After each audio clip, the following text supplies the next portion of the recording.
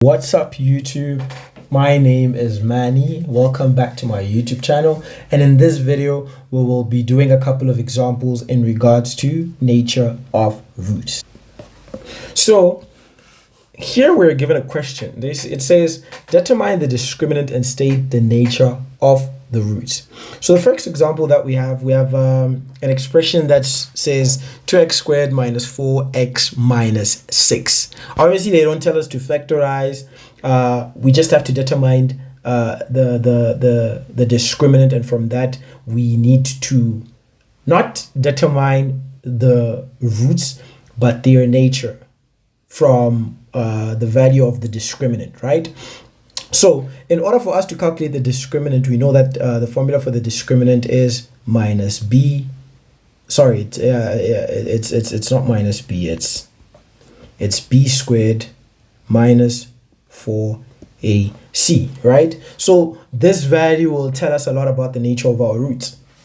So from here, we know that the value of b is, sorry, it's not 4, it's minus 4. And we're going to square that value, minus 4, and the value of a is 2, and the value of c is minus 6, right? And if you solve that, we get minus, we get 16 plus, because minus and minus will give us times. So 4 times 6 will give us 24, times 2, it will give us 48, right? So now we know that our discriminant will be 80. Sorry, not 80, 60. Keep on making mistakes. It's not even 60 actually. It's gonna be 64. That will be 64. It's gonna be 64. I should start using a calculator. Sorry about that. So the value of our discriminant is 64. So the first question we're gonna ask, is the discriminant greater than 0? Yes, it is greater than 0, right? The discriminant is greater than 0. Is it a perfect square? Yes, it is a perfect square. It is a perfect square. So what do we know about nature of the roots if we have a discriminant that's greater than 0 and it's also a perfect square? We know that the roots do exist, so they will be real. Let me just use a different color for the answer. So the nature of the roots, the answer will be, it will be real, and also it will be rational, because if we square root a perfect square, we'll always get a whole number, and that whole number is a rational number. So it's real, it's rational, and non-equal. Non-equal, right? So the nature of our roots, if we have a discriminant that's greater than 0, it's real, rational, and non-equal. If you really don't understand what I'm talking about, please go back to the previous video on nature of roots and just try to go over it and see if you'll be able to understand, and then come to this video. So okay, in the second example, we're given this expression x squared minus 3x plus 1. Obviously, we have to determine our discriminant and then determine the nature of the roots from our discriminant, right? So to determine our discriminant, we know that that will be b squared minus 4ac, and we know that our b is negative 3. We square that. Our a is 1, and our c is also 1, right? So if we put that in a calculator, what are we gonna get? When we put that in a calculator, we're gonna get 9 minus 4, and that will give us 5. That will give us 5. So what does that mean? So what does that mean? So what this means, it means that, okay, let's assess our discriminant. Is our discriminant greater than 0? Yes, it is greater than 0. Is it a perfect square? No, it's not a perfect square. It's a non-perfect square. Perfect square.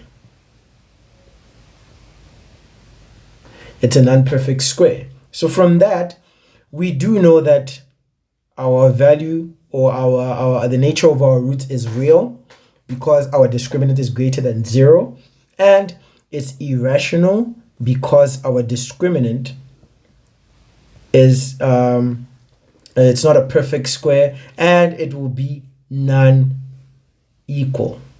It will be non-equal. Every single time our discriminant is greater than 0, we always get two roots which won't be equal. So determining the nature of our roots, we say they're real, they're irrational, and non-equal. We don't have to determine the nature of our roots. If you put this inside your calculator using the quadratic formula, you will get a value that's irrational, right? It's real, but it's irrational. So just from our discriminant, we're able to kind of assess the nature of our roots. So, okay, we're going to do one more example, and that will be it for this video. So let's say we're given another expression like this, and they told us obviously to determine the nature of to determine the discriminant and the nature of our roots from the discriminant, right? So here, if we want to calculate our discriminant, we're going to use the discriminant formula, which is b squared minus 4ac.